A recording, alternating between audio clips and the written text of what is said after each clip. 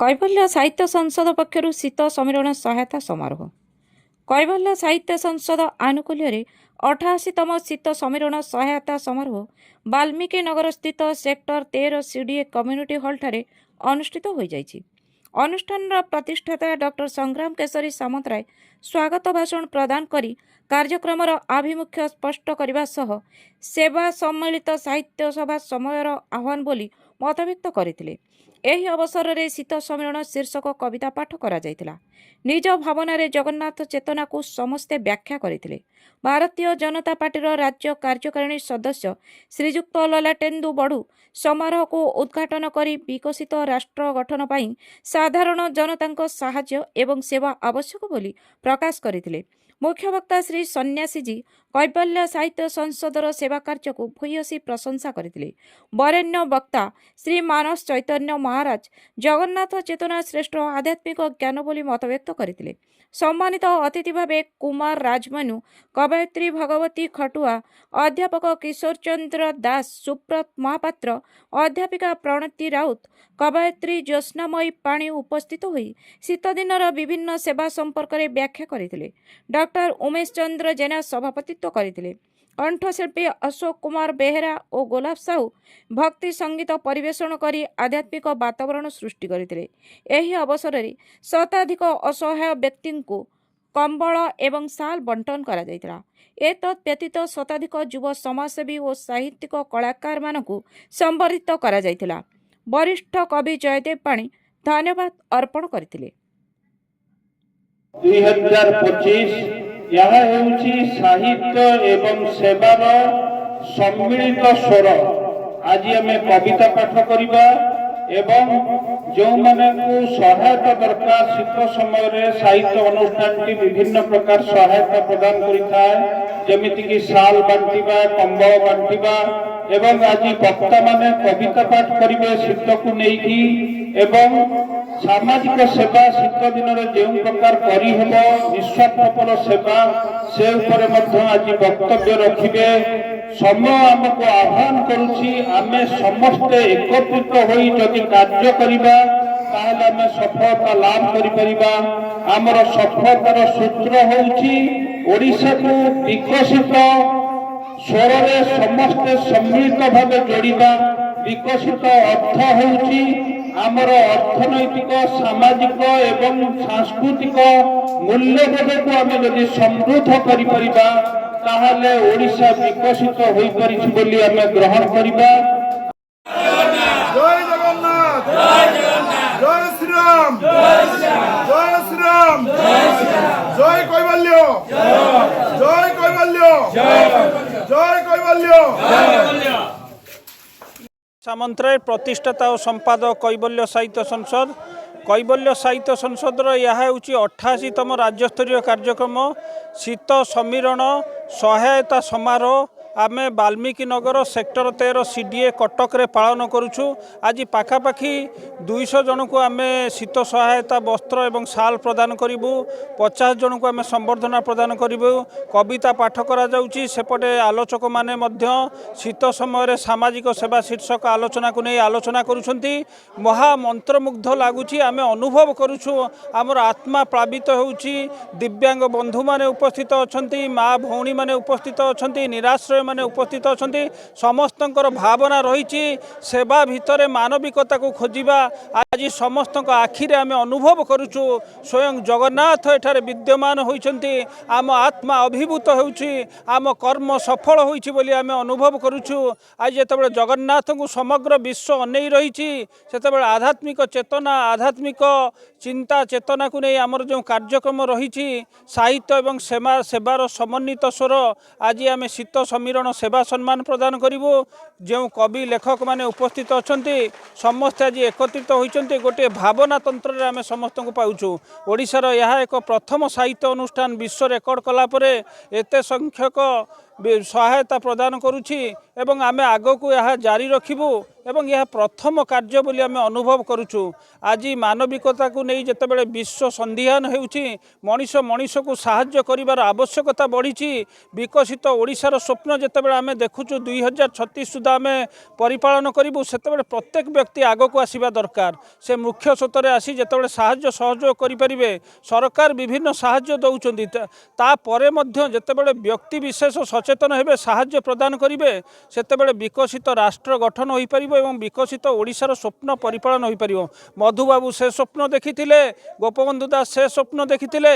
ନିଃସ୍ୱାର୍ଥ ସେବାର ପ୍ରତୀକ ଆଜି ହୋଇ ଠିଆ ହୋଇଛି କୈବଲ୍ୟ ସାହିତ୍ୟ ସଂସଦ। ସମଗ୍ର ଓଡ଼ିଶା ଏବଂ ଭାରତରେ ଏଇଭଳି ସେବା କାର୍ଯ୍ୟ ସେ କରିବ ବୋଲି ନିଷ୍ପତ୍ତି ନେଇଛି। ସଂକଳ୍ପ କରୁଛି ଆଜିର ଦିନରେ ଆମର ସମସ୍ତ କର୍ମକର୍ତ୍ତା ଉତ୍ସାହିତ ଏବଂ ସମସ୍ତ ଅତିଥିମାନେ ମଧ୍ୟ ଆଜି ଉତ୍ସାହିତ।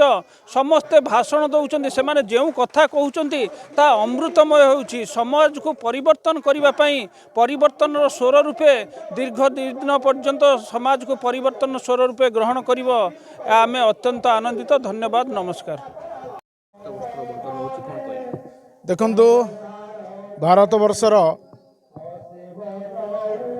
ସ୍ୱାଧୀନତାର 75 ବର୍ଷ ପୁରିଗଲାଣି, କିନ୍ତୁ ତେବେ ବି এইভাবে মা মানুষ আপন মানে দেখুছেন কেতে পীড়িত অবস্থায় অনেক, কেতে দরিদ্রতা, কেতে কষ্ট, কেতে যন্ত্রণা। এইটি ভূমিকা কাহার? কেবল সরকার নুহ, সামাজিক সংস্থা সহিত সামাজিক কর্তব্য সাধারণ লোকঙ্কর আম্ভଳିଆ লোকঙ্কর ଅଛି। ଯେଉଁମାନଙ୍କର ନୈତିକତାର ଜାଗରଣ ଅଛି ସମସ୍ତଙ୍କୁ ଆମେ ଆହ୍ୱାନ କରୁଛୁ। ଆମେ ଯେମିତି ଆଜି ବାଣ୍ଟୁଛୁ କୈବଲ୍ୟ ସାହିତ୍ୟ ସଂସଦ ତରଫରୁ ତଥା ଅନ୍ୟାନ୍ୟ ସେବା ସଂଗଠନ ତରଫରୁ, ଭାରତୀୟ ଜନତା ପାର୍ଟି ତରଫରୁ, ସେମିତି ସେମାନେ ବି ମୁକ୍ତ ହସ୍ତରେ ଯେପର୍ଯ୍ୟନ୍ତ ସମାନତା ନ ଆସିଛି ଭାରତବର୍ଷରେ, ସବୁ ଦୃଷ୍ଟିରୁ, ଆର୍ଥିକ ଦୃଷ୍ଟିରୁ, ମାନସିକ ଦୃଷ୍ଟିରୁ, ଶାରୀରିକ ଦୃଷ୍ଟିରୁ, ସବୁ ଦୃଷ୍ଟିରୁ ସମାନତା ଆବଶ୍ୟକ। ନହେଲେ ଜାତି ଉଠିବ ନାହିଁ, ଦୁର୍ଦ୍ଦାନ୍ତ ଜାତି ହୋଇପାରିବନି, ଏକ ଭାରତ ଶ୍ରେଷ୍ଠ ଭାରତ ହୋଇପାରିବ ନାହିଁ। ମୋଦିଜୀଙ୍କର ଯେଉଁ ଆହ୍ୱାନ ଅଛି ଭାରତବର୍ଷକୁ ବିଶ୍ୱଗୁରୁ କରିବା ସମ୍ଭବ ହେବ ନାହିଁ। ସେଥିପାଇଁ ଆମକୁ ସମୟ ଦେବାକୁ ପଡ଼ିବ। ସେବା ଭାବନାରେ ସବୁ ପ୍ରକାର ଯାହା ଅଛି ଆମର, जो मेरा वो तेरा, जो मेरा वो तेरा, जो तेरा वो तो तेरा, लेकिन जो मेरा वो भी तेरा, यही भावनारे काम करवा। यही भावनारे आम संगठन गुड़िक काम करुच्ची। बहुत बहुत धन्यवाद। जो माने सबू एनजीओ थ्रोरे यही सब काम करुछंती समस्त को मध्य आपणकर माध्यम रे धन्यवाद दउछु। ये शीत समय 3-4 दिन हैला भयंकर शीत आरंभ होईची। ए समय रे ए साधारण मनीष, दुर्बल मनीष, एमानक पई पाखरे आमे न छिड़ावा के छिड़ाब? ये मो माँ, मो भौणी, ये काहार माँ का भौणी बोली हो ना। ये भारत वर्ष रे जो मानव धर्म बोली आमे कहूँ हिंदू धर्म को, आमको आम धर्म आम संस्कार जहाँ शिखई से आम प्रेरणा नहीं कम करुचु। आपण मैंने सहयोग कर, तेणु आपण टीवी चैनल को बहुत बहुत धन्यवाद। जय जगन्नाथ। मु अशोक कुमार बेहरा।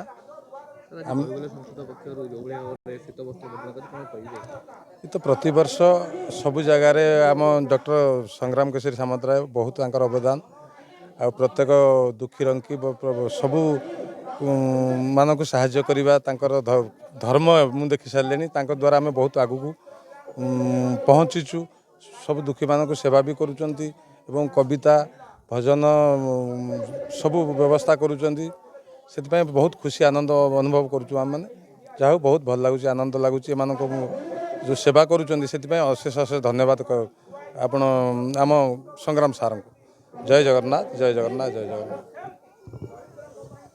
श्री सन्यासी जी संपादक आध्यात्मिक पत्रिका दिव्यालोक संधान आ विशिष्ट आध्यात्मिक स्तंभकार तथा प्रवक्ता। ओडिशार एक सम्भ्रांत साहित्य एवं सेवा एवं सामाजिक सेवा संगठन ये हूँ कैवल्य साहित्य संसद।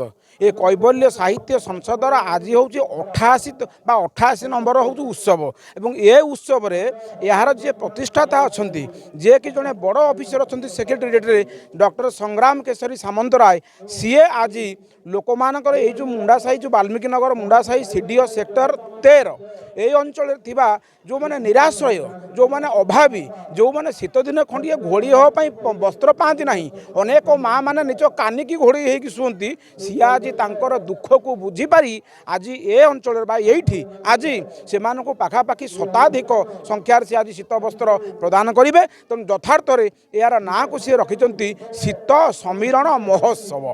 तेणु आज यही उत्सव आपण मैंने देखिए मु गोटाए दिन झरका को खोलिकी शोई पड़ी राति सारा आज्ञा निद है ना खाली एपट सेपट होची शेष में चिंता कली कहीं शीत होची ना झरकाटा खोला होती आज्ञा ये जो गरीब दरिद्र लोक मैंने अच्छा एम तो सेमती छात घर ना ये चाल घर पॉलिथिन पका घरे सी किभली भाव में शोथे कौन करुवे ये कथाटा ये कटक सहर में जनकर मन को जनकर हृदय को आकृष्ट कर से आज आसी एटी लोक मान बांटुंट खाली कौन मनीष को शीत हुए मनीष को शीत हुए ना मो प्रभु जगन्नाथ को मध्य शीत हुए से मार्गशीर मास शुक्ल पक्ष षष्ठी ओढ़णी षष्ठी ठारू महाप्रभु मध्य घोड़ लगी हुंती महाप्रभुंकर घोड़ जगन्नाथंकर घोड़ बलभद्रंकर घोड़ सुभद्रंकार घोड़ सेठी मत सी होती। तेणु जगन्नाथ को जिते शीत करुच्ची आम परी मनीष मानक शीत करना केमी आज्ञा। तेणु मनीष मानक जो शीत करे धनी मनीष अच्छा गरीब मनीष अच्छा धनी मनीष